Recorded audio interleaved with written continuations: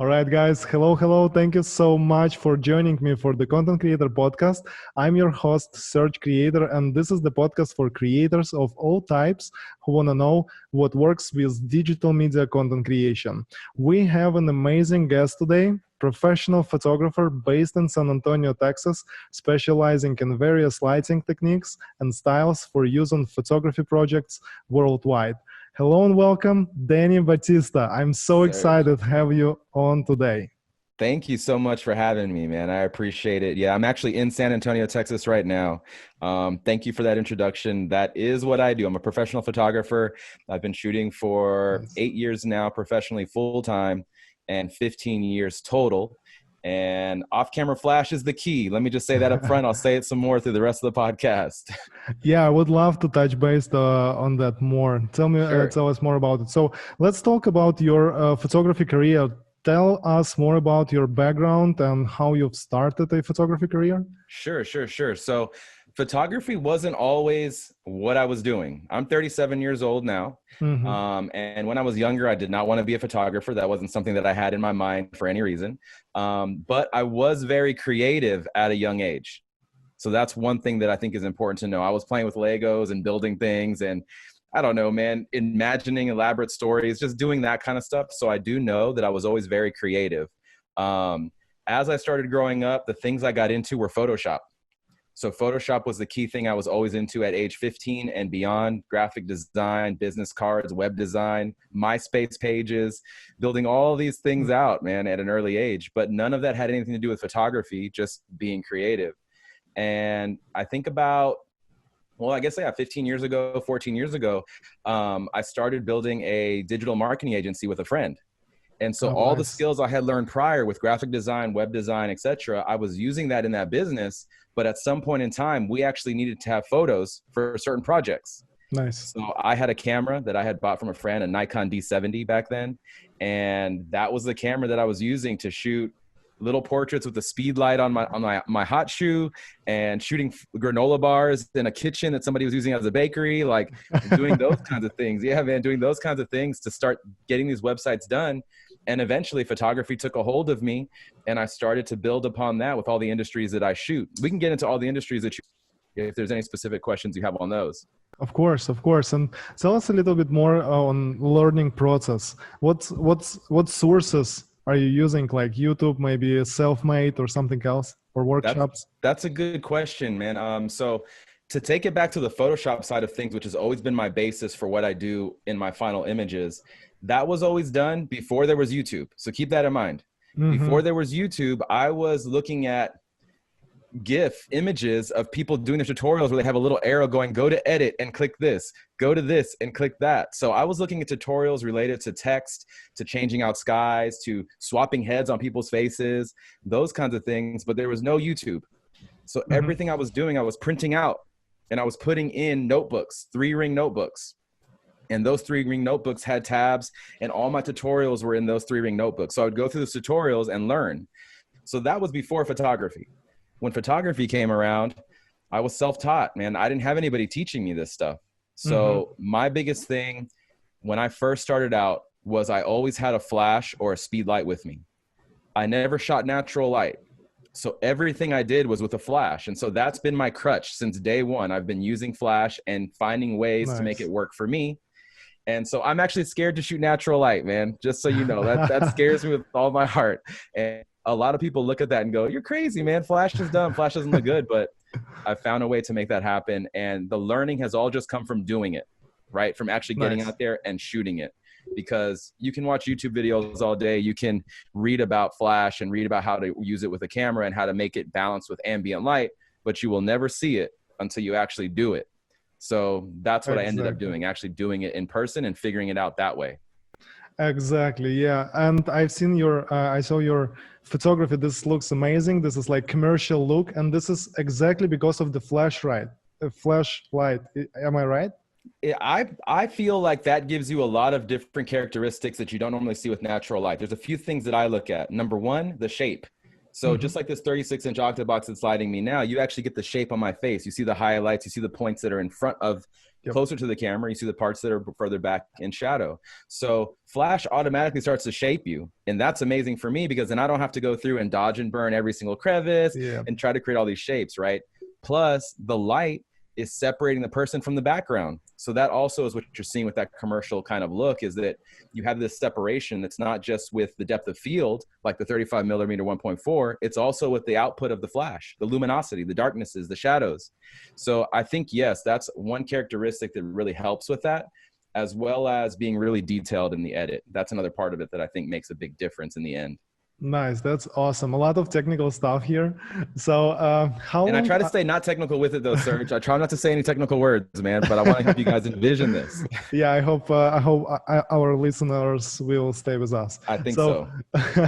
How long are you in business as a professional photographer? Yeah, so I've been shooting for 15 years, but that's just on using different kind of techniques, but full-time for 8 years. 8 years. 8 years, yes. And I shoot 5 different industries. Those were all at different points in time across those 8 years when I started shooting those. The order that I started doing those was automotive photography. That was first. Then real estate photography, food photography, product, and then portrait. Portraits were last. That was the last thing I started shooting. And all of them were incorporated in, or off-camera was incorporated in all of those to create the looks that I guess I'm known for, that people see with my work. And what is the most popular from your clients? That's a good question, man. I don't think there's a most popular, and here's the reason why I say that. The reason that I shoot those 5 industries, or the reason I don't shoot one industry, like just weddings, right, which is what most people tend to do, is because I get really bored by shooting one thing over and over and over again. I really do. I'll get burnt out, and I always knew that about myself. Like, I have to change my bedroom around like every 3 months, a little bit, like something, just to feel interested with the place. But like, it's the same thing with photography. For me, I find that if I'm in I'm in a lot of $1 million homes, shooting luxury homes a lot. Nice. If I shot one of those every single day, I'd kill myself. There's no, it doesn't matter how pretty, beautiful the pool is, how amazing the light's going through the windows. That stuff doesn't affect me. It's just, I got to see something different every single time. So the most popular one, there isn't one. It's just, in my opinion and how I've used it, every single one is important for me, and every single one gets the same amount of calls and quote requests. But if we're talking about the most lucrative one, it's probably real estate. Real estate is the most profitable one, just because houses are getting sold every single day. There's different clients within real estate, like interior designer, real estate agent, brokerage, marketing agency, developer. All those people need certain kinds of photos. So I'm always getting calls from different types of industries within, or different types of clients within real estate. So it's the most lucrative, I think. Nice. That's awesome. And I follow you for a long time, and I see that you travel around the world very, very often. Can you tell us more about it? What's your secret, and how others creators can do the same? Yeah, for sure. So I don't think there's a secret, man. I think the one, well, let me backtrack. I think the secret actually is to not be scared to do it. That's the thing. So many people are scared to get outside of their city, or get outside their comfort zone, that they kind of get stuck, right, wherever they're at. So for me, it happened naturally. As I was shooting locally and as I was shooting with different clients, certain people either were coming into my city and then flying back home, or certain people were going on trips and wanted to take somebody with them to shoot because they're not a photographer and their boyfriend wasn't a photographer, you know? So like in my network, people started to ask me, and these were people I had shot already in my local city. So as that started to happen, I started to increase my network. People started requesting me in other cities, and I just found a way to do that. So what I'm doing is, in the US, I fly Southwest. Southwest allows you a really good point system. So at this point in time, I have so many points that it's very easy for me to fly free to places. Oh, wow. That's awesome. So that's one thing, right? And there's also, if we're talking about all the little details, there are some credit cards you can get through Southwest that I have 0 balances on, that allowed me to have like 150,000 points. And you can do a round trip for like 10,000 points. So everywhere I'm going, I'm able to fly for free right now. But I am running out. So I need to get more points. But that's one thing that allows it to be easier for me to fly, because I don't charge anybody for the flight. when they're just a single person, one person that wants to do graduation shoots or somebody that wants to do a fashion shoot, generally they don't have the budget for flight, hotel, and the shoot. Yep. So I found a way to where I stay in a city long enough to where I book every single day. So nobody has to actually pay for my flight or pay for my stay, because everything is working together to actually fund the whole trip. So yeah, that's nice. That's the main thing. I stay in the city long enough and I actually book enough projects that I can actually be there long enough, but my flights tend to be free or very cheap. And I gain points from every hotel and everything that I go into. So it helps to actually fund the cause for future shoots and future trips. Nice. And how you getting clients from different cities? Do you have like strategy, or you just have a request on your Instagram? Okay, I'm going to New York today, or I'm going to like San Francisco. Yeah, so it's not as easy as today I'm going here, right? I'm booked out months in advance. So when somebody writes me and they say, "Hey, Danny, do you ever come to San Francisco?" This is how the questions get worded usually on or on social media. "Hey, do you ever come to Arkansas?" And I go, "Yeah, I'm able to go there as soon as you need me. I don't have to be going there now, but my first availability is March 2021." Right? And I'll let them know. Oh, wow. And when they see that, they go, "Okay, cool. That's kind of far off, but I really want you to shoot, or I really want you to teach me," or whatever it might be. We book it, make the deposit. And when March comes around 4 months from now, their day comes up, then I'm going, "Oh, today is Arkansas," so it doesn't just pop up and I can go currently. Like I have to space it out and make time. And I also have to create time to be able to edit. If I'm flying all the time and shooting all the time, nobody's gonna get their photos. It's hard to edit. Yeah. So you basically shooting and edit by yourself as well, or do you have editors? I don't have any editors. I'm starting to think I need editors at this point. I'm very scared to hire an editor and change my techniques, right? Or if I can teach them my techniques, I'm scared if I'll be able to do that. So I am always looking for somebody that I see and go, "Oh man, they're very similar to what I already do." Or maybe I taught them with one of my workshops, and those things can kind of help me to potentially use them as an editor. But I am getting to the point where that's becoming necessary because I'm getting booked way too much. And it's a good thing, but it's also a scary thing. Yeah, that's true. It's really hard to find a really good person who will like feel your style. Exactly. I need a duplicate of myself, and it's very hard to clone me, man. I've always struggled with that. I'm very scared to do that. Yeah, exactly. So tell us a little bit more about what's your main desire as a photographer? What's your like goal? So a lot of people have specific goals. Yep. For me, I never had a specific goal as a photographer. There were a couple different goals I had that I think I'm actually being able to achieve right now. Number one, I want to shoot something different all the time, which we kind of talked about. So I made myself available to learn all these individual lighting styles and working in these different industries so that I could do that, so that I could actually shoot different things all the time. And so now when people book me, I try to space my different shoots out based on the kind of project that it is. So if I know I have an automotive shoot coming up, I don't book another automotive shoot that week. I space it out into a real estate shoot and maybe a portrait shoot. So that's one goal. And it was just a very vague goal. How can I do something different all the time? That was one of the ways. The other thing I always thought to myself was, whatever I'm doing, even if it's not photography, this was before photography, whatever I'm doing, I want to be able to do it on a beach. Like that was my goal. That was my thought in my head. I want to be anywhere that I can be and still do what I want to do. And so at first I thought that was web design, sitting around coding on a beach somewhere, drinking a Mai Tai or something, but that's not the case. But photography does allow me the ability to do that. I can travel somewhere. I can shoot with somebody on a specific location. If it's a beach, great. And I can edit anywhere. And then as long as I get Wi-Fi, I can provide that to the clients and get paid. So those were my two goals. And I didn't always know it was going to be photography, but it ended up being the photography filled that gap. And so it was really good that I found that and I'm able to do it now. That's awesome. So what's your main struggle then as a photographer? My main struggle, time, my friend. I need more time. I have no time. And by the way, I work all day, every single day till I go to sleep. So the question I get a lot is, Danny, how do you have time to do all this? Because I'm on lives, I'm teaching on lives, I'm teaching, I'm posting on Instagram, I'm getting my clients their photos, I'm going to shoots, so I'm getting on a plane, I'm driving a car, like, I've edited while driving, by the way. Don't. No way. No way. Everybody don't get mad at me. I've had people get mad at me for that. But I mean, that's what I mean. Like I have so little time and I'm booking myself so much that I need to find more time. So that's where the editor comes into handy, or maybe even charging more than what I'm charging now, which is kind of in the high range to limit the amount of people that are able to access me for projects. I think little things like that I have to kind of consider and figure out to determine how I can get more time on my hands. And how many clients can you serve monthly?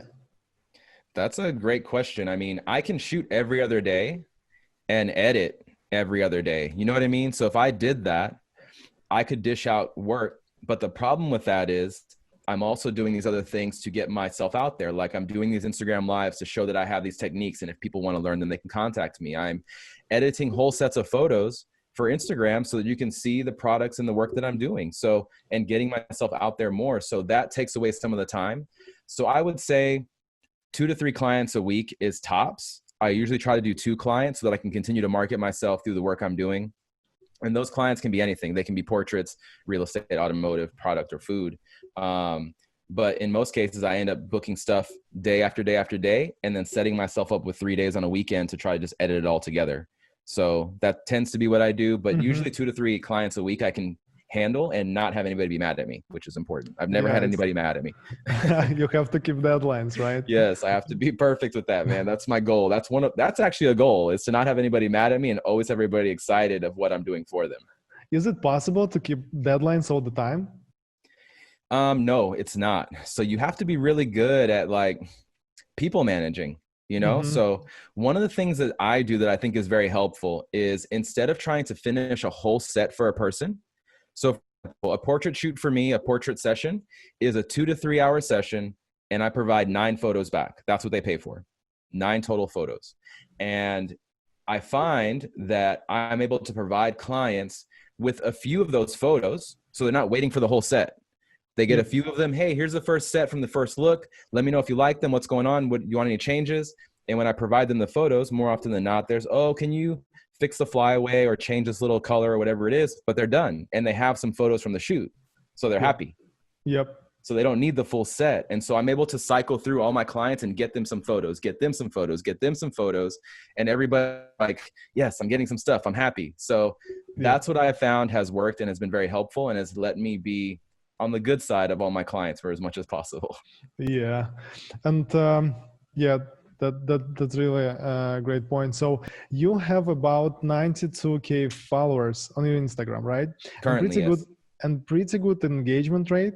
And give us a little bit of advice on how you grow your Instagram following and keep your audience engaged with the content you publish, especially now with all this crazy algorithm of Instagram and etc. Here's the thing. Instagram has always been up and down for me as far as engagement goes. 3 months ago, I was achieving like 8 to 11K likes on a photo and, 300 to like 400 comments per photo. And then, last month or the month or 3 weeks ago, it all went downhill and I didn't change anything, right? I'm not doing anything different. I'm shooting the same content. I'm communicating just as much. I'm posting just as frequently. So something to note for that question is, don't let Instagram and what it's allowing you to engage in determine what you do or what your worth is. I really feel like I post to Instagram to just do the toll. I just pay my toll. I just go ahead and post my stuff and let people see what I'm doing, but I'm focused on my client work, right? So when it comes to social media, some of the things that I think have helped me is, number one, especially on Instagram, I use all the tools available to me. Right. So now that Reels is available, I'm trying to make Reels and make sure my engagement goes out through there. I'm always answering and replying to comments and messages. I'm communicating on other people's images. I'm not just worried about my content. I'm helping other people. I'm talking to them, letting them know. And I'm not just writing fire emojis on everybody's image. I'm coming up with some good content, man. I'm like, oh man, this is so amazing. You and Ashley really killed it. Like I'm writing stuff and making sure that it's a good community. So I feel like that stuff helps people to notice me and see that I'm genuine, which I literally am. I'm not doing this to get better scores or like whatever, but I just know that that does help. And I still want to make sure that I'm putting myself out there and helping everybody else out. So I try to be really communicative in the community. I think that's a big one.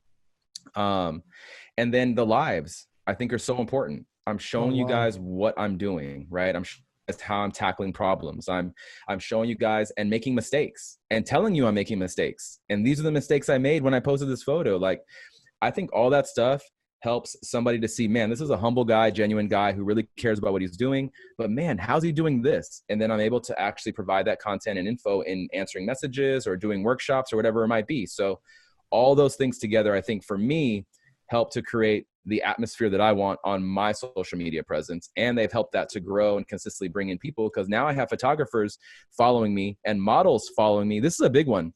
I have models write me and go, man, I wish my photographer would fix my eyelashes, like stuff like that. So that's always been a big thing for me too. How can I get people that aren't necessarily my customers? Because photographers are my clients and my students, and models are my customers as far as people I'm shooting with.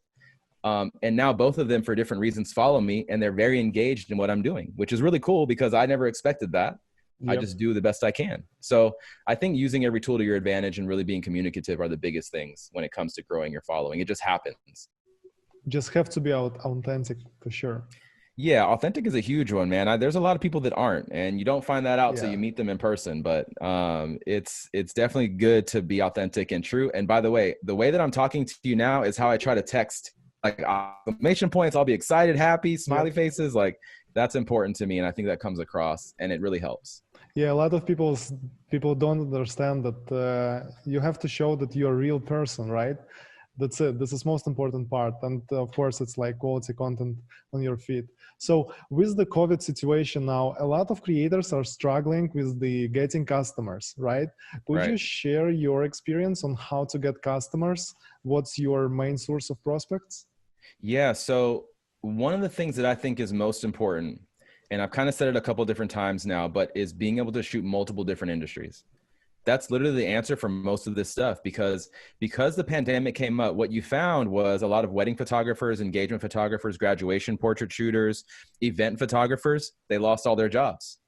They couldn't shoot anything because all that stuff went away.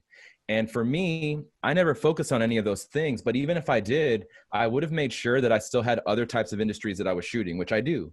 So when the pandemic happened, I could still go shoot in homes.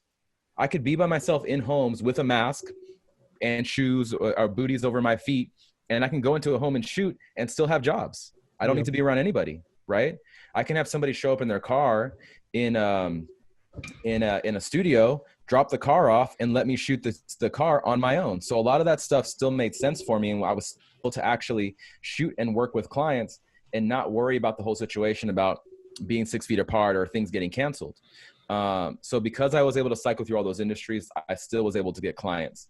The other thing that I think is important that most people don't realize, especially younger individuals, is they rely really heavily on social media, right? So they go, I got to build my social media up. I got to get more of a presence. I got to get more followers. I got to get more people to see my stuff. I got to pay to be seen. I don't worry about any of that. My stuff comes from my website. So I use my website, and I've always used my website as the main avenue for real clients. Currently, Instagram does help with things like workshops and private one-to-ones, which I teach a lot of every week now. So that was a big proponent that helped me to continue to have jobs and have work.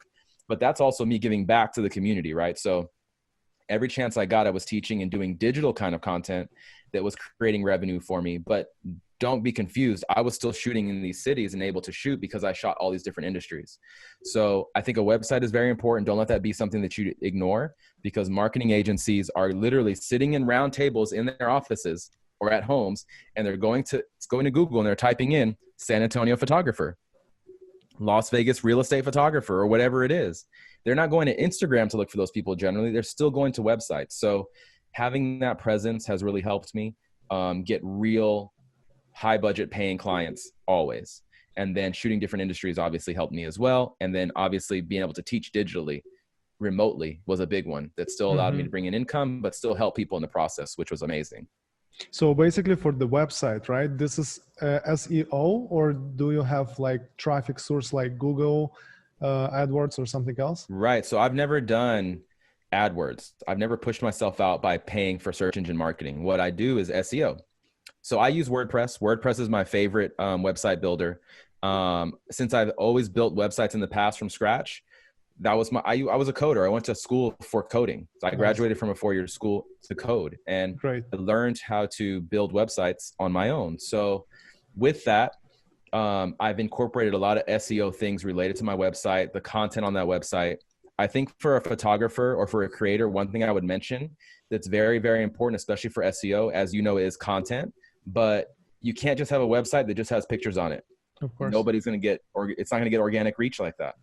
So you need to, you're creating your website in a structure that allows for things that people are searching for. Those are my navigation links, like real estate photography, food photography, etc. Every single one of my albums or every single one of my shoots is organized in a way that has a specific title, like San Antonio, Texas, luxury apartment complex, something, something, something. There's content related to what those images are about.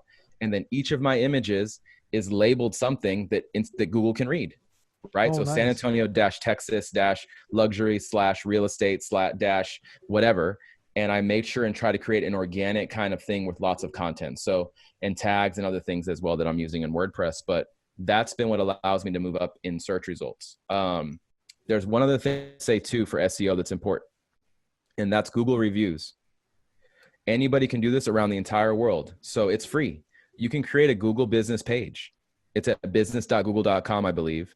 And all you have to do is claim us. So it could be your home address. It could be a business address. A PO box, I think, still works. And I've done that and then allowed people to leave reviews on that Google listing. And the stuff they write is like, oh, amazing photographer. He was able to come and shoot with me and we did multiple looks and the photos came out amazing. All those keywords get put up into Google and they see that stuff and they realize, oh, this is a photographer. He shoots photos, whatever. And then the ratings also help you move up in the listings. Mm-hmm. So it makes everything seem verifiable, legit, and SEO definitely runs off that too. So I'm very big about sending review links off to people, even if they're collaborations. Testimonials, I know, selling like crazy, right? Mm-hmm. Huge. But the thing is, a lot of people do testimonials that are either fake or they write testimonials that they've received that are real, but they put them on their website, but they're not verifiable. Because I can make up any testimonial I want and put Sarah Jessica Parker as the main person and then, 5-star review. But since it's on Google and you have to go to Google to see it and Google actually verifies them for you with a real email address, it becomes more legit. And the big thing too is the SEO goes through the roof because it's associated with your website. So those are the two things I find to be most important: SEO on your website, but also using Google reviews as an opportunity to direct people to your website. And that also helps with SEO. That's where my organic reach comes from. That's awesome. And are you using any paid methods? I've done paid ads for things like, have you heard of SEMA? SEMA? No. SEMA is like the largest automotive convention in the world. I know. And they're in Las Vegas every year. Yep. And so things like that, when I know that's coming up, I'll put out ads that are local to Las Vegas with work that I've done, like images that I've created that are amazing. And I'll put things in there like, want to posterize your build? Like, blah, blah, here's the photos. Here's what I do. I'm available on these days, which are the days of SEMA. So I'll do stuff like that to try to like get people to contact me or get quotes. But that's the majority of what I do. I've done like Instagram story ads before, showing before and afters. And I didn't really get much back from that. I may not have been doing it right or doing it the best. But I've always done those on my own. I've never hired anybody for that. So there may be some opportunity in the future, especially when I start doing my digital workshop stuff like Patreon and other kinds of methods for people to see my content online. I may start to hire somebody who's a digital strategist to start pushing that stuff out via paid ads. So Patreon, this is something with the subscription, or am I right or no? Yes. So Patreon is a subscription method. There's also Narrate. There's OnlyFans is more of like the female model like side of things, but there's a lot of different subscription methods like Teachable is another website. Thinkific. There's a lot of content creators that use a lot of these, and Udemy, Masterclass, all these kind of things. So for me, I'm looking at Patreon as a method to have different tiers for my students to be able to learn key things. And for me, one of the biggest things I've found that people want to see that they don't get to see all the time is different problem-solving techniques to solve issues in the edit. So you shot 2 photos and the person's face looks better in this photo, but they like their body in this photo. What are you going to do? Right? How can you solve that? And these are things that I've been able to get really good at with Photoshop, make believable, and solve a lot of problems. So these are the things I'm going to be putting on there for a monthly fee, where you can see these individual cool little techniques that you don't see anywhere else and that are in real life situations that I'm having to solve or create. So it's a tiered situation and it's subscription based. This is actually awesome. And what do you think about creators who are not specialized just only on photography or only videography or graphic design, but they combined all skills together and provide photo, video, and graphic design services for businesses? In your opinion, is it effective? Oh, that's really effective. I think that goes back to the idea of being multifaceted and shooting different industries. Like it's the same kind of thing. Yep. If you have the ability and the creative skills to really create across all those avenues, when a client comes up to you and goes, hey, I would love to have you shoot whatever, this restaurant, can you do that? And you go, yeah, I can photograph that. And then they go, man, you know what? We're also looking for a videographer. Well, guess who they're going to talk to? Guess who you're going to talk to? You're going to say me. I can do it. This is the price. These are the rates. I think the side of things that affects people though is they don't know how to charge for each of those individual things. And so I think a big thing is definitely looking at your city, looking at what other people are charging, continuing to raise your rates in each of those different skill levels until people start saying no, then you know you've reached like a ceiling. But that's the only way you're going to find out. You can continue to short sell yourself forever if you don't know if you're reaching the real level of pricing that you could. So I think it's very important to do all of those things that you possibly can, especially if that makes you feel better, happy, and passionate and excited about what you're doing, but also because it opens the doors for all kinds of different avenues. Just like me teaching and shooting now, right? I didn't think I was going to be a teacher. I never thought about being a teacher, but it actually helps you learn because now I have to explain things in a way that helps people understand them.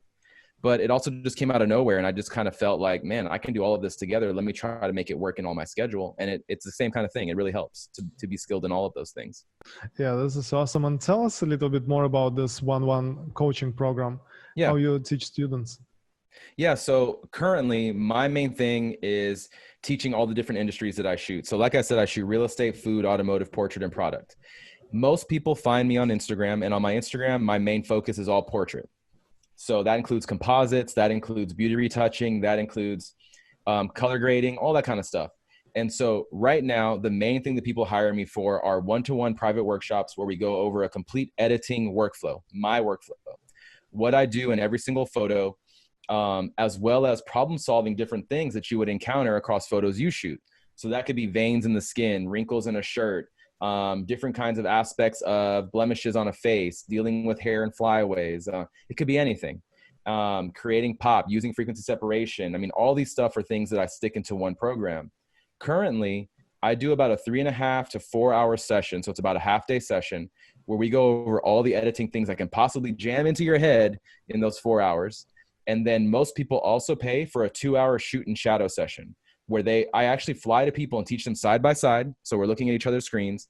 And then I also hire a model in that city who will come out for 2 hours, and I show them how to pose with the model, shoot that model, use off-camera flash lighting with that model, balancing ambient light, shooting exterior and interior. Everything we can do in 2 hours, I try to show them in that time frame. So for most people, I show up to a city and I shoot for I work with them for 6 hours and elevate them from wherever they're at to wherever we can get them to next. And that's a every week thing. It's actually tiring, man. It hurts. Intense.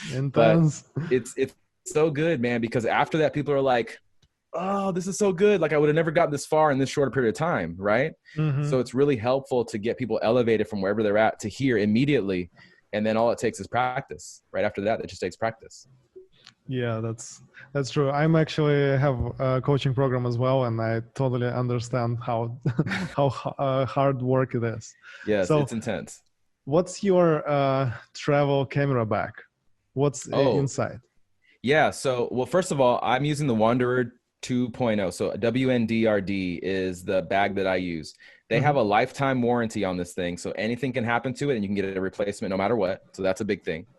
But like all the equipment inside, all my flash and my strobe and stuff aren't in it. So let's talk about how I travel. I think that's more, that way you can see what I'm using, how I'm traveling. So I have a carry-on suitcase and my camera bag. Those are the two things I carry with me at all times when I'm traveling. In my camera bag, I have my Nikon Z7. I always shoot Nikon. I've shot Nikon my entire life, and now I'm using the mirrorless system, so the Z7, and my 24-70 2.8. My 24-70 2.8 has made me hundreds and hundreds of thousands of dollars across all the industries that I shoot. And it's the most versatile lens that I have. Oh yeah. I love it. It's not creating this cool depth like on your screen here with this 30.4. It is definitely a great lens, and it handles everything I need to handle. If I'm going for a real estate shoot, I'll bring my 14 to 24 in that same bag. If I'm going for an automotive shoot, I might take my 7200 as well and put it in that bag. All those things will fit in there. In that bag, I also have a few hard drives. So I'm using Lacy, completely Lacy hard drives always. My CF Express cards in my little Pelican card holder case. Sometimes a microphone in case I'm doing actual editing sessions online in different cities that I'm in. My laptop, and then now sanitizer and any kind of cleaning equipment I need for my gear. So that's usually what's in my bag right now, and maybe my passport. What about that's really it. What about laptop? Yeah, so my laptop. So I have my 16-inch MacBook Pro. So that's a 2019 MacBook Pro. That's what I'm using now. 64 gigabytes of RAM. Finally, something massive that I can edit with. Sick. So it's good. And the highest processor I could get at the time, which I don't even 3 point something. But that's nice. The 16-inch screen I'm not used to. I used to use the 13.3-inch screen all the time.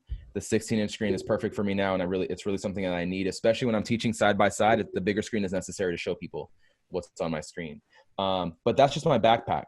And then on the inside, I have my travel tripod strapped to my side, which is my light stand, and I have my softbox strapped to the other side, which is my modifier.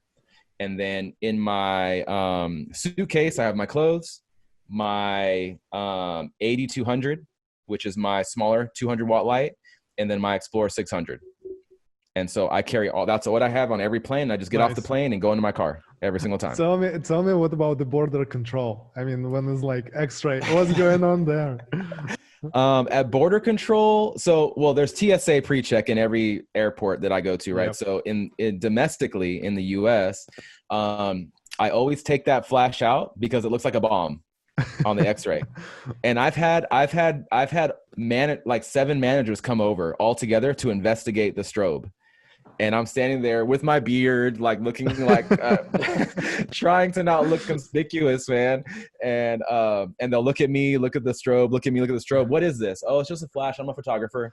A flash, like they'll take the cap off. It's a bulb, and it's like all crazy looking. Looks like a radar gun. So, and inside there's a clock, and like not a clock, but inside there's like a fan, some wires. It just looks crazy. I've seen it on an X-ray machine, and they point it out and go, "Do you see what this looks like?" So that can get crazy sometimes, but usually people are just like, oh, whatever. But at border checks, or at customs, they think that I'm trying to bring stuff in to sell it, right? So they think that I'm bringing in equipment, I'm going to sell it off to people. So I have to convince them that it's mine.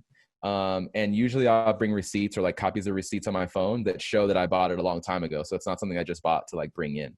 So otherwise, though, I don't get very many issues. I think Mexico was the one place where, I don't know if you've heard of this, Serge, but in Mexico, when you're going through customs in some of the cities, you have to press a game buzzer, a button that tells you if you're going to get checked or not get checked. And there's a big thing, there's a big circular light thing, and it either goes green or red. And if it goes green, you can go home. You can go wherever you're going to go. But if it goes red, they go over here, and they take you over.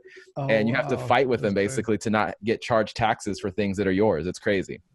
This is hilarious. I've never experienced that anywhere else but Mexico. And it's so nerve-wracking because as you're walking up, everybody's like hitting it and like nervous, like hoping they don't get it. And you have to hope that you don't get it because then if you're bringing stuff in, then you're screwed.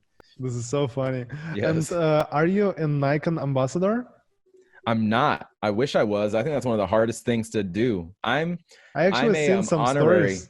I'm an honorary Nikon ambassador. I just preach about it because I love it. But I'm going to start reaching out to them and figuring out if there's a way to do something because they just announced on Z7 II, which nobody knows what the hell that's going to be. So we'll see what that's going to be in the Z6 too. So I'm going to write them and see if they can help out. But unfortunately, man, this is the truth. Nikon, from my experience and from everybody I've met that uses Sony and Canon, Nikon has been the worst customer service as far as like helping their users to actually benefit from being so loyal. So that's something I hope changes. I think they're going to start changing that because they're starting to lose revenue a lot. And they're not like Sony, who's always about the younger generation, helping them to build themselves up, creating communities. And I think Canon's getting better at that too. So that's my goal, man, is to try to be some kind of force that actually helps them to see that there's people like me out there that aren't just shooting birds. That's all Nikon is known for, shooting birds and stars.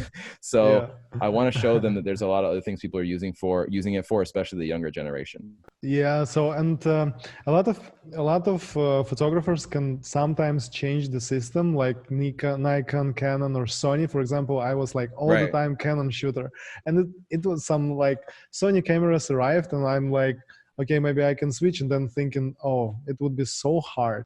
What do you think about it? So if you like started with Nikon, you have to like stick to one system and don't want to change? You know, I've considered changing about half a year ago. Before I got the Z7, I was shooting with the D850. So my Nikon track was the D70, the D600, the D800, the D850, and then the Z7, right? So those were the cameras I had. And before that, I had like a Nikon Coolpix, like a little whatever kind of camera. I think it was Nikon Coolpix. And so for me, a Nikon Cybershot, I don't even remember.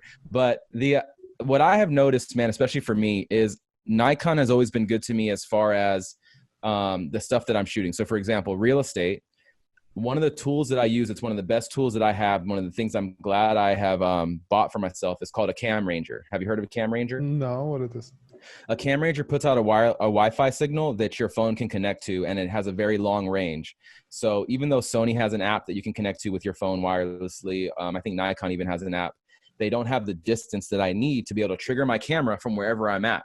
And so when I'm shooting automotive or real estate, I'm usually standing away from my camera, which is on a tripod, and I'm lighting multiple exposures in a room. And I'm triggering that for my camera or my phone. So I'm walking around a room going, boop, pop, pop, and I'm seeing the preview on my phone and be able to move really quickly. Nice. And for a long time, Sony didn't have the opportunity to use a Cam Ranger. So that was a big reason I never switched, because the tools that I was used to, that I was using, I couldn't move over to Sony. Recently, Sony has had some ability to actually pull that over, but I'm so invested with my lenses in Nikon that it would be a lot of money to remove all those and get the same quality glass again. So I'm kind of stuck, but I'm not upset about it because Nikon continues to get better and I'm comfortable with the equipment. So I'd rather not be frustrated in the middle of a shoot just switching over and learning than using the system I already know. So that's the reason on what I am. Yeah. That's totally makes sense. What do you think about when you like after photo shoot? Can you deliver all the raw photos to your clients, or do you like only like edited photos to deliver them? So my process after I go to a shoot is I go to my shoot and I shoot for 2 to 3 hours. And if we're talking about a portrait session, this is kind of typical. I'll shoot 300 to 600 photos depending on what I'm shooting, right? In that 2 to 3 hour time frame. When I come home, by the way, I use Capture One as my raw editor. That's the raw editor that I prefer to use. And it's my catalog and my culling system and all of that, and my exporting system. So I'll come back, look at those 600 photos, and I'll go through and pick all the selects. I'll find all the images that I think are the best images. They weren't blinking, aren't blurry, lit well, whatever it might be. They weren't tests. And let's say I get down to half the images. 300 of them look really good. I send my client low quality JPEGs so they can choose the ones they want me to actually edit. And I do that through Dropbox. Dropbox is the key for me. I like to use Dropbox because I can sync it to my computer. I don't ever have to go to Dropbox.com. I can just literally drag and drop in my Finder on my Mac. Everything gets uploaded and I can send them a link and they tell me their favorites. And then those are the ones I edit. And it's really easy that way for them to send me the ones they want. So that's the process I do every single time. So they have an access to all raw photos. They don't have access to all raw photos. So they just have a preview. They have the preview of a JPEG that is watermarked that shows them what they look like so they can choose what they want. And then from there, I send them the final edits off the ones they choose. Does it make sense to send like all raw photos and just to make edits? There's some times where I think it does make sense. Like, for example, if you're working with a blogger who is hiring you specifically for your time to, then I have seen it be beneficial because I'm not going to be able to edit the way they have their current look. I could get close, but I prefer them to pay for the time, pay extra for the raws, and they can do whatever they want with the photos. So I have done that, but the cost is more, and they get access to all of them. They can choose whatever they want. They pay me for the time that I'm running around with them. That's awesome. All right, this is amazing. Danny, if people wants to discover more about all the amazing things you are doing, where would you like to send them? Yeah, so the main two places that I would recommend are either going to be DannyBatista.com, which would show you all the different industries that I shoot. If you were to find me on Danny Batista on Instagram, you would see specifically portrait shoots. So if that's something you're interested in, to see the creativity and see what I'm shooting or who I'm shooting with or what cities I'm going to be in, I'm regularly on there doing live edits, showing you where I am, showing you behind the scenes on my shoots, and creating cool content that I think is really helpful for people to actually get engaged and motivated to do what they're doing. So those would be the two places I would say are best. I'm always accessible via DM. If you write me, I do see it. Please don't just write me hi. Write me and go, hey, Danny, I want to do this, this, and this. That's helpful because then I can spend my time to actually answer your questions and get you information, especially if you're interested in shooting somewhere or being taught something. Yeah, I appreciate it, Serge. Thank you for actually having me on this. Danny, thank you so much for coming out and sharing new insights with us. So I really appreciate your time. Thank you. No, thank you for having me here. This is what I love to do, and I really want to make sure that people are motivated and always excited. So thank you so much, Serge. I appreciate it. Thank you so much, Danny.